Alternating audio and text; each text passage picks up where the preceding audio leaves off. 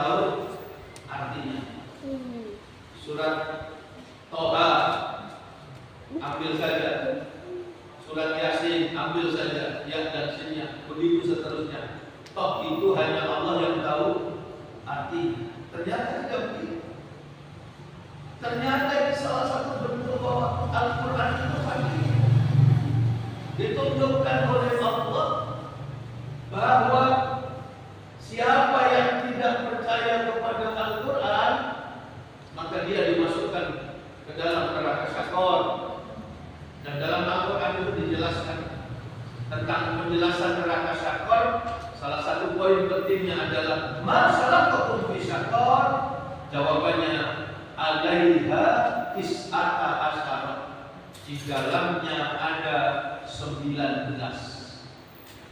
Dari mana kita ketemu ada angka 19? Maka ternyata Bismillahirrahmanirrahim itu dibangun dari 19 huruf. Dan ternyata 19 ini salah satu bentuk dari Quran itu hakim, penjagaan yang diberikan oleh Allah, menjadi postulat yang matematis. Sekedar contoh, kalau di surat Al-Baqarah alifnya itu dihitung, ditabulasi 4 tahun. Proses Khalifah itu memasukkan huruf-huruf itu ke dalam komputer, ketemu. Ternyata setelah dijumlah alifnya itu habis dibagi 19. Maka apa kesimpulan sederhananya? Kalau alifnya ini dihilangkan, maka tentu keseimbangan Al-Quran tidak habis dibagi 19. Lamnya dihitung habis dibagi 19. Mimnya dihitung habis dibagi 19. Begitu seterusnya. Surat-surat yang diawali dengan potongan-potongan huruf itu setelah dicek habis dibagi 19. Surat Qaf, surat ke-50. Proses Khalifah coba hitung Qafnya. Kalau Qaf itu beliau berimajinasi di Quran. Qaf diawali dari huruf Qaf yang dia hitung. Qafnya ternyata ada 57. Tidak ada yang kebetulan, dan 57 itu pasti habis dibagi 19. Terus melangkah lagi ke surat yang lain itu, surat Asy-Syu'ara. Padahal surat Asy-Syu'ara itu panjangnya 2,5 kali surat Qaf. Tapi beliau coba cek huruf Qafnya itu. Ternyata persis Qafnya ada 57. Berarti sudah jelas kalau 57 habis dibagi 19. Yang menarik ketika beliau buka dan kisah di Al-Quran itu, ketika Allah menyebut kaumnya Nabi Lut, itu Allah menggunakan kata Qaumun Lut, pakai kaum.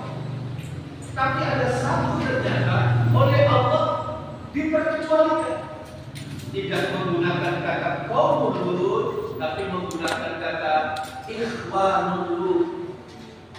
Coba kita renungkan, kalau itu pakai Qaumun Lut juga, maka qafnya tentu bertambah, tidak 57 tapi 58. Dan kalau 58 pasti tidak habis dibagi 19. Masya Allah. Jadi beliau coba, kalau 57 sama 57 114. Ketemu lagi surat di Al-Quran ada 114 surat. 114 berarti pasti habis dibagi 19. Terus beliau melangkah lagi, karena di surat-surat Al-Quran itu diawali dengan basmalah. Berarti Bismillah di awal surat ada 113. Kalau 113 pasti tidak habis dibagi 19. Kenapa? Karena ada satu surat di Al-Quran, surat ke-9, tidak diawali dengan Bismillah. Masalah ada 113. Padahal semua tadi habis dibagi 19. Ternyata ketika dia telusuri, apa yang terjadi? Surat ke-27 Bismillahnya tidak satu tapi dua.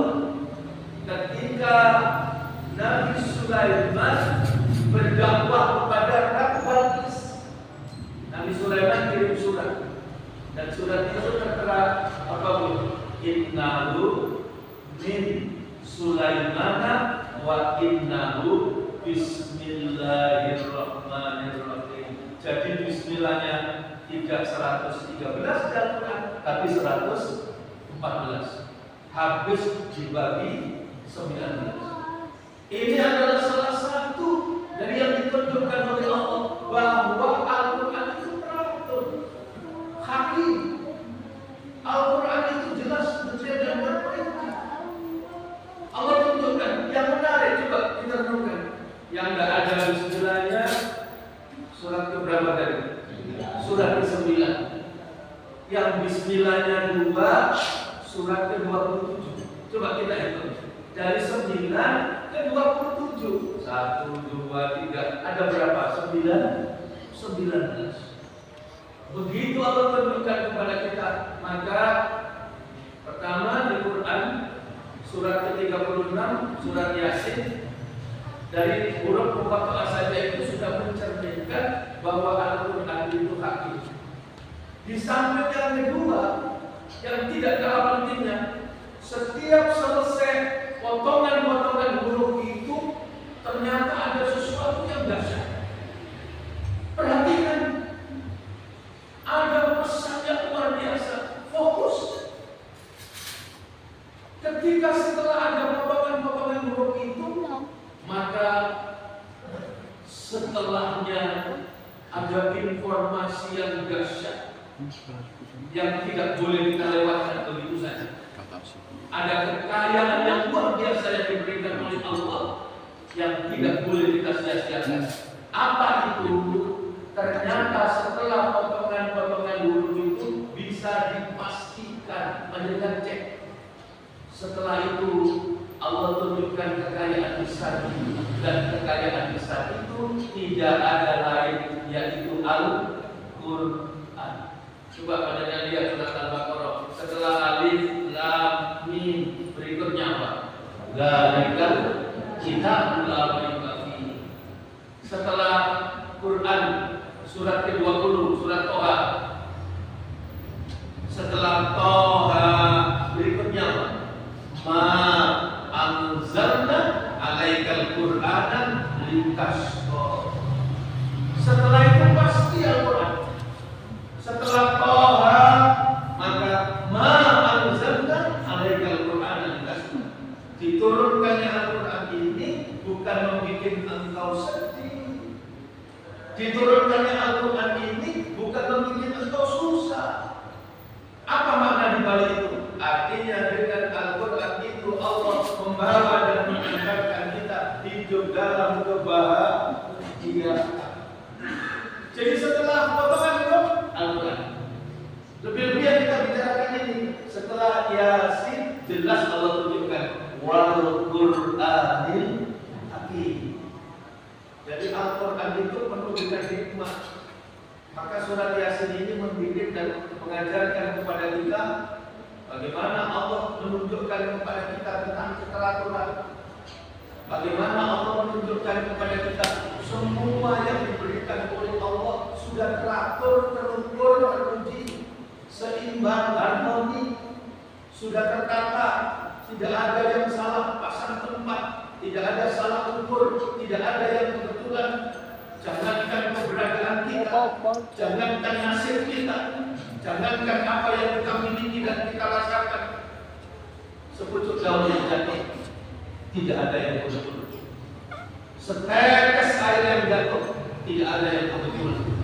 Semua sudah ditimbang, semua sudah ditata, semua sudah diatur, semua sudah diukur.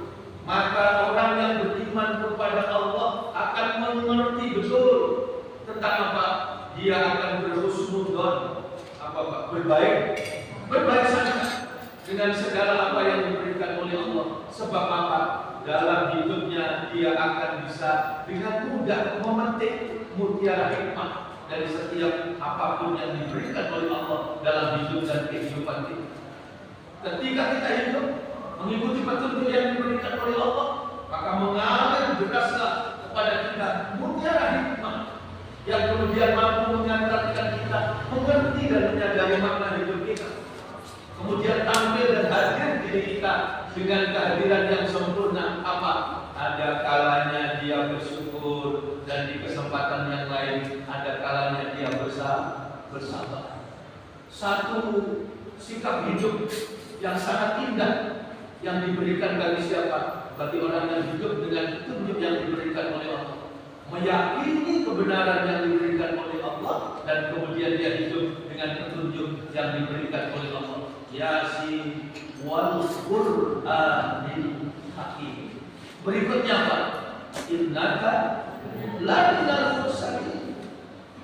Coba kalau kita renungkan di ayat itu, betul-betul tunjukkan kepada kita innaka laminal mursalin itu dalil untuk kita hidup bahagia, dalil untuk kita hidup jangan susah, dalil untuk kita hidup jangan sedih. Kenapa?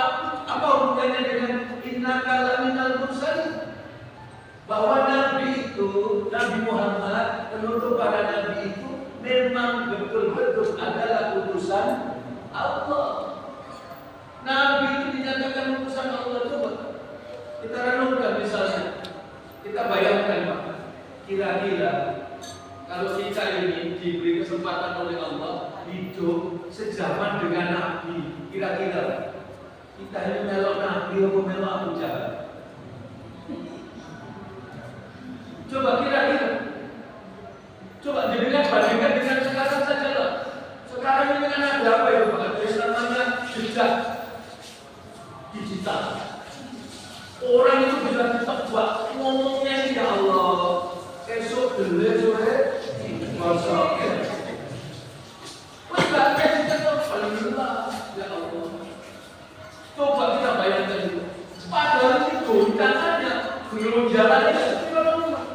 Coba bayangkan di zaman Nabi, ketika Nabi berdakwah, betapa sulitnya jalan dakwah Nabi.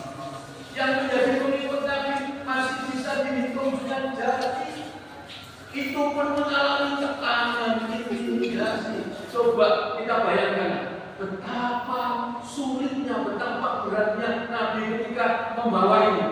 Innaka laminal mursalin. Coba Nabi datangi orang terus menyampaikan, ya sekarang. Dulu Nabi mendatangi orang terus menyampaikan, saya Muhammad mendapatkan wahyu dari Allah. Saya diutus menjadi utusan Allah. Kira-kira bicara itu tuh gampang apa sulit? Ya Allah, mohon aku ini Nabi Rasul. Coba bayangkan itu. Kira-kira ada orang lain apa udah konten? Lu betapa sulitnya jalan dakwah. Dan itu dialami Nabi berikut. Makanya disebut majnun, maka dikatakan Nabi betapa sulitnya. Maka alasan apa kita bersedih dibandingkan dengan beratnya jalan dakwah yang ditempuh oleh Nabi? Yang itu merupakan perjuangan berat luar biasa yang dihadapi oleh Nabi. Dan itu makanya Nabi itu mujahid, pemimpinnya para pejuang, memang seumur hidup digunakan untuk berjuang. Begitu di Mekah mentok dakwah sembunyi-sembunyi, setelah itu terang-terangan dakwah terbuka, tantangannya semakin berat, intimidasi, teror. Coba kita bayangkan Sumayyah, kita bayangkan Bilal bin Rabah diseret di padang pasir yang panas. Coba awak dewe lho, aja maneh diseret di padang pasir yang panas. Lampu banjo itu ya, kena panas dulu itu rasanya. Wis kalau aku kuat-kuat kok, apalagi siang-siang gak gawe sandal langsung di apa itu aspal atau di wakil, panasnya luar biasa. Bilal bin Rabah di padang pasir, tidak ada itu apa dihimpit batu besar, diseret karena dia kukuh pada keyakinannya kepada Allah. Sampai dalam kondisi begitu dia tidak kotori bibirnya, kalimat yang keluar ahad. yang jadi sambatnya, rasa sakitnya, coba itu mengikut Nabi. Maka gak sabar, ya wis sing golek gampang ae. Ibaratnya aku disiksa, lah enak dikene rugi kon. Iya kan? Berarti makanya aku nantang-nantang, lah enak aku digadekno sekjen. Bisa kan Nabi betapa sulitnya, akhirnya Nabi noleh. Mana ya tempat yang saya bisa gunakan untuk berdakwah? Nabi noleh. Yang dipilih kemana? Sekarang ibu bapak jamaah yang berangkat haji, ya tahu apa itu pokoknya berjuang surga dunia. Toh itu sekarang toh itu bersama Nabi. Toh itu dengan kebun-kebun anggurnya luar biasa. Nabi berangkat ke Toh untuk berdakwah. Di sana ketemu 3 tokoh, dan kemudian Nabi menyampaikan keinginannya, menyampaikan risalah Islam. Nabi menunjukkan, saya ini Muhammad, Rasul utusan Allah. Apa jawabannya? 3 tokoh. Kalau engkau Nabi, Rasul utusan Allah, yo cepat ke satu timbangannya. Masya Allah. Maka ketika Nabi berdakwah itu tidak diterima, apa yang terjadi? Nabi kemudian menyampaikan, ya sudah, saya hanya menyampaikan jika kau tidak terima, tapi saya mohon jangan kabarkan kalau saya berada di Taif. Sebab ketika kau kabarkan saya berada di Taif, saya sudah keluar dari kota Mekah, maka sulit bagi saya nanti akan kembali masuk ke kota Mekah. Loh, ketika diomongin itu, Bu, apa yang terjadi? Bengok-bengok. Mau satu calon kabeh tambah. Kalau dikumpulkan orang yang satu, anak-anak kecil-kecil, kemudian bawa batu dan Rasul dilempari berapa? 5 kilo. Jadi kan bisa bayangkan, dilempari batu karena masuk luar biasa. 5 kilo berlari, dikejar, dilempari batu. Coba betapa beratnya. Sampai kemudian ketika merasa situasi aman, Rasul masuk di salah satu kebun anggur di Taif itu. Di tengah-tengah tersengal-sengal tubuh yang penuh dengan luka itu, Nabi berdoa. Dan yang punya kebun itu tahu Nabi di situ. Dia sangat marah sebetulnya kepada Nabi. Tapi begitu ada unta yang berdoa Nabi, ya Allah, terima. Boleh uang sekolah budi kaya kono, mencari manusia yang diberi perlakuan buruk, tapi yang mengalir dari dirinya adalah marhamah, mewujudkan hidup penuh rahmat, hidup penuh kasih sayang. Makanya tidak berlebihan. Ketika dapat tiket gratis, malaikat menawarkan apa itu? Orang boleh mau dibeli. Sampai kebagian orang Taif, kemudian mau itu kan diterima sama Nabi, tidak diterima oleh Nabi. Orang yang berada di kebun anggur saja itu kemudian dia lulus dengan apa yang ada di dalam luhuran akhlak Rasulullah Sallallahu Alaihi Wasallam. Nah, inilah yang ditunjukkan oleh Allah kepada kita. Kenapa bisa begitu? Sebab Rasul itu cerminan dari Al-Quran. Akhlaknya Rasul itu tidak ada lain kecuali Al-Quran. Ketika Al-Quran menyatakan Rasul itu khuluqin azim, ketika di Al-Quran itu Allah jamin akhlaknya Rasul itu menjadi contoh dan teladan bagi kita.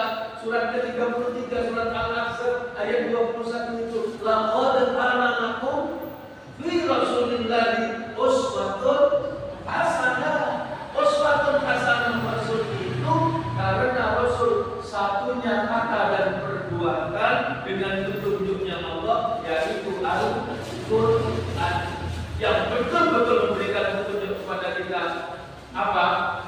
Ala siratin mustaqim, menunjukkan kepada kita jalan yang benar, jalan yang lurus. Beragama itu seperti naik kereta api, bukan seperti naik becak. Kalau beragama itu sudah ada relnya, seperti yang kita minta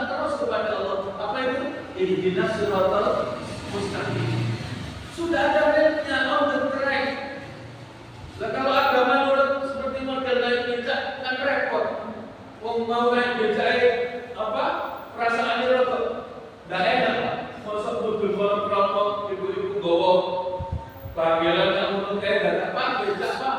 Kemudian dia gimana yang ikhlas Pak dia. Kalau kelompok dia dipakai.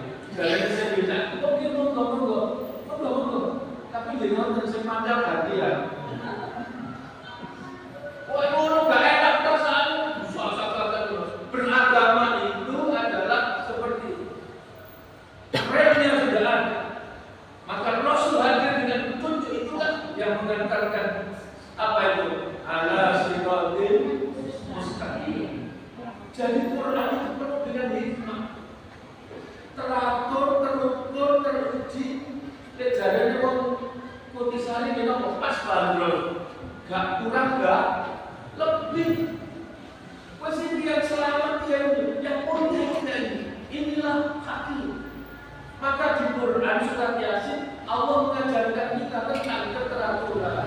Dan Yasin itu diturunkan untuk kita umatnya Nabi Muhammad. Maka di surat Yasin itu ditunjukkan kisah umat yang hidup memperturutkan syahwatnya, mengikuti hawa nafsunya, tidak mau petunjuk dari Allah. Panjenengan biasa Quran surat ke-36 surat Yasin ayat 13 ayat 14. Jadi di ayat ini Allah tunjukkan kaum yang hidup memperturutkan syahwatnya, terjadi kerusakan dan kekacauan sampai kemudian nanti dibinasakan oleh Allah. Tidak usah menurunkan balapan harapannya, cukup teriakan kecil umat ini kemudian binasa. Saking kebacutnya umat ini, durhakanya kepada Allah. Ditunjukkan itu dalam ayat dengan cek surat Yasin surat ke-36 ayat 13 ayat 14. Apa ini? Wadrib lahum masalan ashabal qaryah ija'al mursalun idza arsalna ilaihi musnadin faqaddaruhuma fa'azzazna bisarisin faqalu inna ilaikum mursalun. Jadi di ayat ini Allah tunjukkan kepada kita umatnya Nabi Muhammad kisah sebelum umat Nabi Muhammad, kisah di zaman Nabi Isa. Dalam beberapa riwayat tafsir ini ada di daerah Turki yang kemudian dihancurkan oleh Allah karena kedurakannya. Di ayat itu tadi surat Yasin disebutkan kepada kaum yang kacau balau ini, rusak karena hidup memperturutkan syahwat, oleh Allah mau diselamatkan.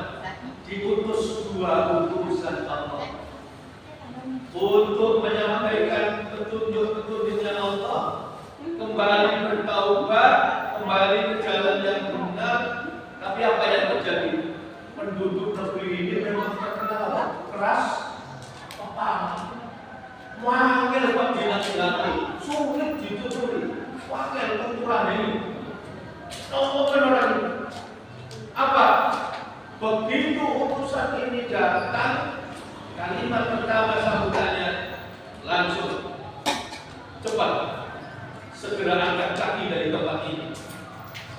Sebab kalau tidak, engkau akan aku rajam, engkau akan aku siksa dengan siksaan yang tidak pernah dilakukan oleh siapapun.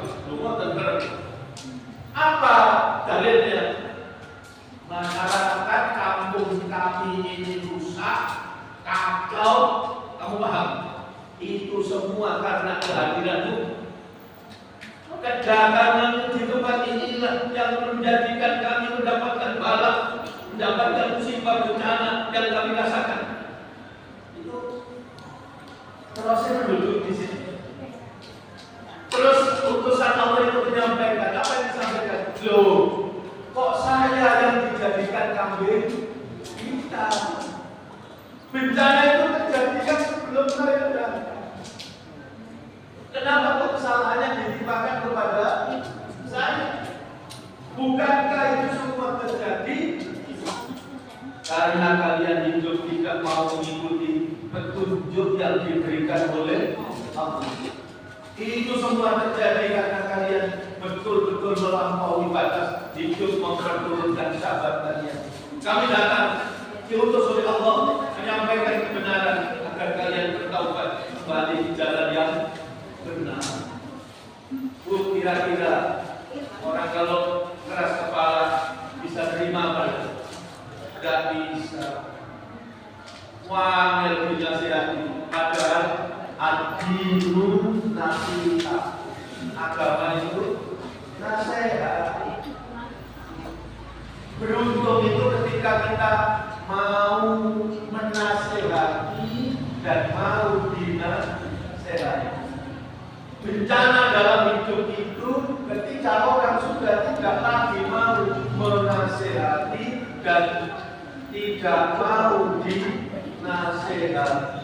Sudah kalah asli, wal asli innal insana lafi khusr illa alladziina aamanu wa 'amilus sholihati wa tawassaw bil haqqi wa tawassaw bis sabr. Maka itu yang terjadi oleh Allah di ayat 13 ayat 14 tadi, kemudian dikuatkan dakwahnya, dikirim satu utusan lagi. Jadi utusannya yang berapa? Ada 3, tidak main-main. Tapi ternyata guru ini betul-betul memang melampaui batas, cuma dengan bagian suratnya. Ayat 20 surat ke-36 surat Yasin mulai ayat 20 sampai dengan ayat 28. Masya Allah. Allah tunjukkan, saya tunjukkan ayat 20. Apa itu? Wajah min aqsal madinati rajulun yas'a. Qala ya qaumi ittabi'u mursalin. Ittabi'u man la yas'alukum ajran wa hum muhtadun. Lari terbongkok-bongkok dari sudut kota seorang laki-laki. Dalam beberapa riwayat tafsir ada yang mengatakan namanya Habib bin Najr. Riwayat tafsir yang lebih populer, ulama lebih sepakat namanya Sirin An-Najr. Sirin An-Najr ini bukan siapa-siapa, masyarakat umum, orang awam, tapi imannya istimewa. Dia paham betul dengan tipikal tabiat gaya hidupnya masyarakat di negerinya. Maka digambarkan ayat 20 itu, wajah amin aqsal madinati rajulun yas'a. Lari terbongkok-bongkok dan tergesa-gesa. Kenapa? Takut terlambat. Terlambat apa? Terlambat. Begitu dia datang di kampungnya, ternyata 3 utusan Allah itu sudah tidak selamat. Mereka sudah dibantai. Maka dia lari terbongkok-bongkok. Begitu sampai di tempatnya, betul. Sirin An-Najr kemudian mengingatkan kepada penduduk negeri itu supaya apa? Supaya menerima putusan Allah itu, mengikuti petunjuk yang diberikan oleh Allah dan menyelesaikan hidupnya, menghentikan tabiat buruknya, jangan hidup memperturutkan hawa nafsu. Ternyata tidak terima. Jadi ketika Sirin An-Najr mengatakan apa itu? Apa yang disampaikan Sirin An-Najr itu? Di ayat itu tadi, ittabi'u man la yas'alukum ajran wa hum muhtadun. Ikutlah para utusan itu. Kenapa? Sebab para utusan itu yang pertama ajran. Apa ajran? Ajran itu tidak minta imbalan. Utusan itu tidak minta apapun dari kalian. Apa yang hilang dari kalian? Barang berharga apa yang dirampas dari kalian? Apa yang diminta oleh para utusan Allah itu dari kalian? Tidak. Itu namanya ajran. Ikutlah sebab mereka tidak minta apapun dari kalian. Yang kedua apa? Kalian sungguh harus ikut sebab mereka adalah orang yang benar. Kenapa orang yang benar? Sebab Sebab muhtadun itu orang yang mendapat betul. Ini yang ditunjukkan oleh Allah. Tapi ngapunten, kalau panjenengan baca surat Yasin ayat 20 sampai 28, maka kita ditunjukkan Sirin anak jadi Sahib meninggal dikeroyok rame-rame oleh penduduk negeri itu. 3 utusan itu juga meninggal.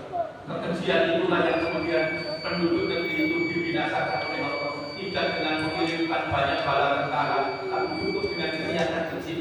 Mereka itu kemudian binasa. Yang menarik, Sirin An-Najjar di tengah-tengah sakit, derita, disiksa itu, ketika hijab dibuka oleh Allah, maka kemudian apa? Rasa sakit penderitaan yang berat itu bergeser dan berubah menjadi wajah cerah ceria, kegembiraan, bahagia, hidup, wafat dalam menyunting senyum. Bahkan bibirnya menyunting senyum, wajahnya cerah ceria, dan dia menyayangkan kepada penduduk negeri itu yang tidak mau menyambut seruan Allah.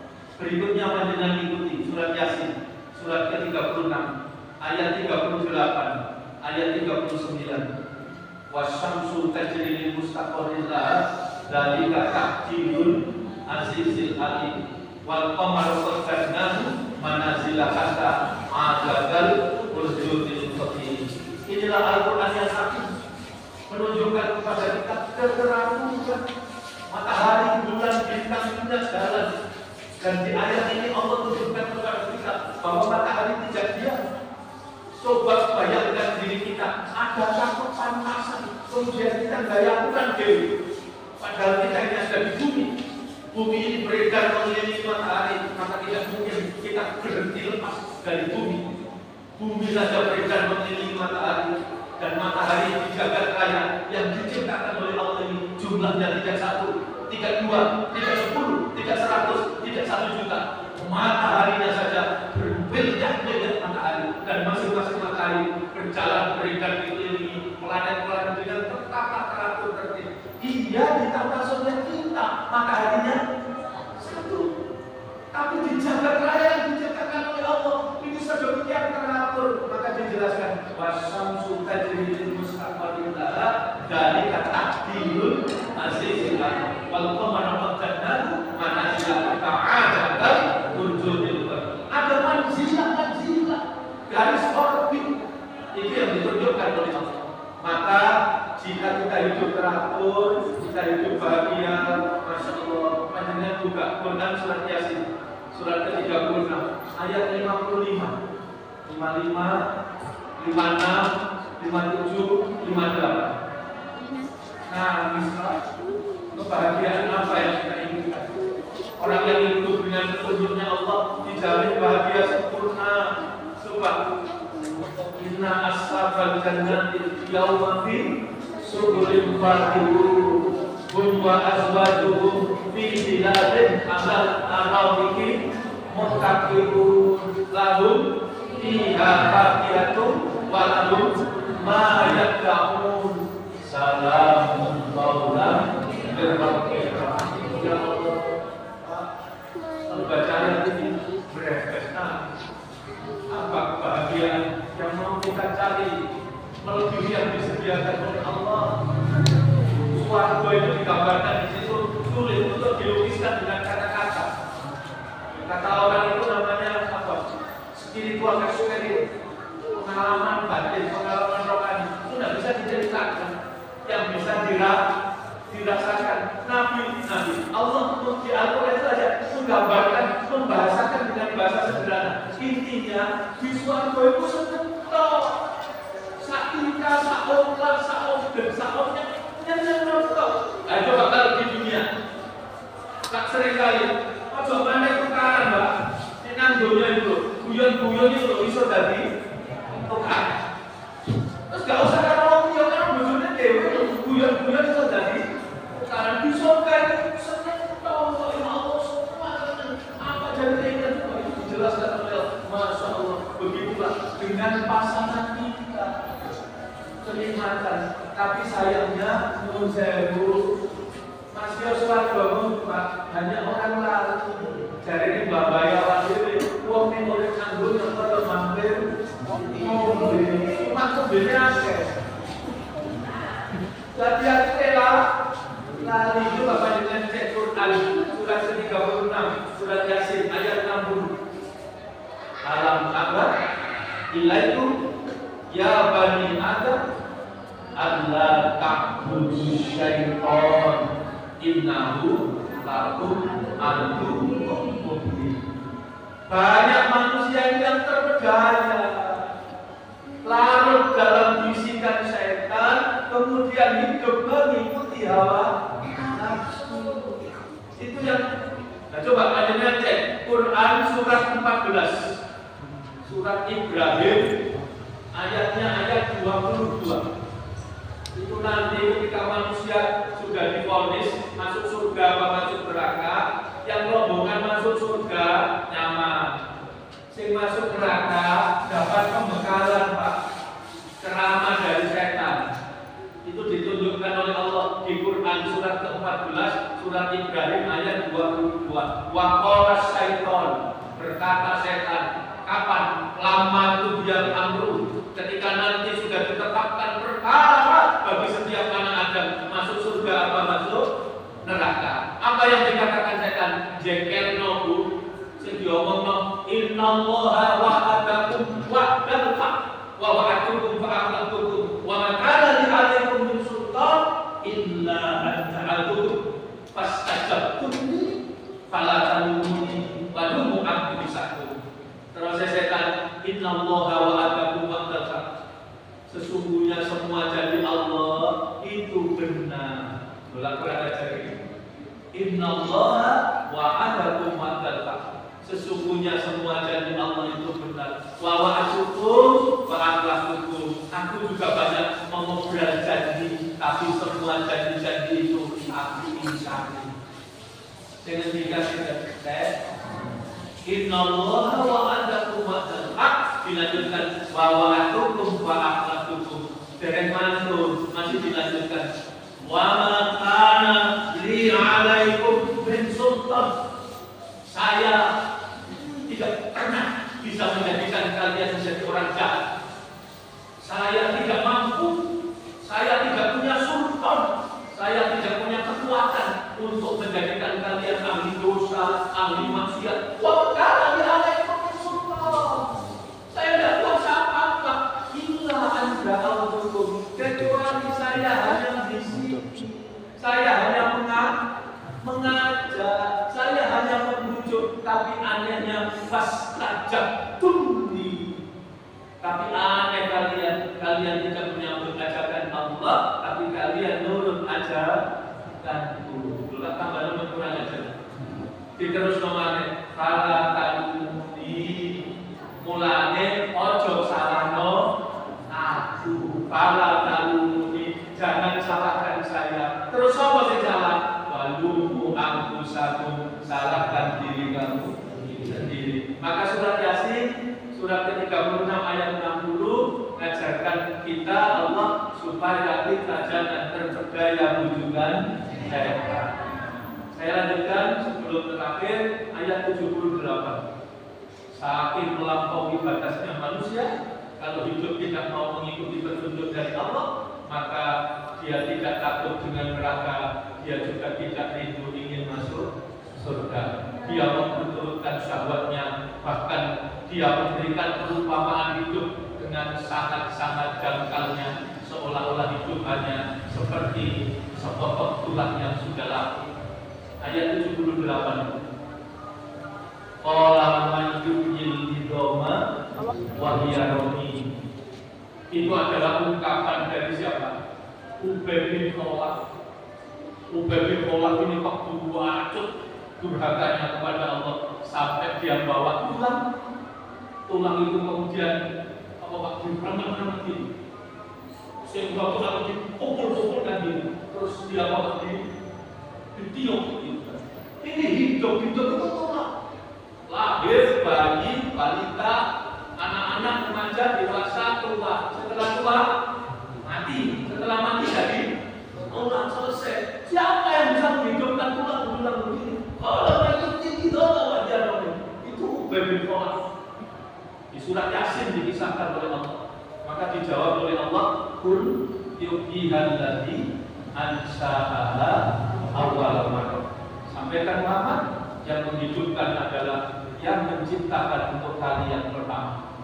Dulu kita tidak ada, kemudian diadakan oleh Allah, yang pasti nanti kita akan kembali kepada Allah untuk diminta pertanggungjawaban. Terakhir, Yasin itu ada 83 ayat, dan di penghujung ayat-ayat akhir itu Allah ingatkan kita. Kita ini punya mimpi, cita-cita, harapan, punya kehendak, maka semua keinginan-keinginan kita itu selaraskanlah dengan petunjuknya Allah. Jangan berjalan sendiri, sebab yang baik menurut kita belum tentu baik menurut Allah. Carilah yang terbaik menurut Allah, maka selaraskanlah dengan iradatullah, kehendak Allah, petunjuk yang diberikan oleh Allah, supaya takdir baik itulah yang dapat kita terima, dan itu menjadi keberkahan bagi kehidupan kita. Innama amruhu idza arada syai'an ayyaqula lahu kun fayakun. Mudah-mudahan Allah mengampuni dosa dan kesalahan kita, Allah memberikan bimbingan dan petunjuknya kepada kita, Allah menyelamatkan hidup kita, Allah menyelamatkan diri dan keluarga kita, terutama anak cucu, anak keturunan kita. Mudah-mudahan dijaga oleh Allah, dilindungi oleh Allah, dibimbing oleh Allah, diselamatkan oleh Allah, diberikan payung rahmat dari Allah Subhanahu wa Ta'ala, sehingga kita semua dihimpun, dijadikan menjadi golongan hamba-hamba Allah yang saleh, ahli ilmu, ahli ibadah, ahli berbuat kebaikan. Mudah-mudahan masa depan keberuntungan dan kebahagiaan itu menjadi milik kita semua, bahagia dalam kehidupan di dunia sampai dengan kehidupan di akhirat. Alhamdulillah, Bismillahirrahmanirrahim. Allahumma anta rabbi la ilaha illa anta khalaqtani wa ana 'abduka wa ana 'ala 'ahdika wa wa'dika mastata'tu. A'udzu bika min syarri ma sana'tu. Abu laka bi nikmatika alayya wa a'udzu bika min faghfirli fa innahu la yaghfiru dzunuba illa anta. Rabbana atina fid dunya hasanah wa fil akhirati hasanah wa qina adzabannar. Walhamdulillahi rabbil alamin. Terima kasih atas segala perhatian, mohon maaf atas segala kekurangan. Doa kafaratul majelis.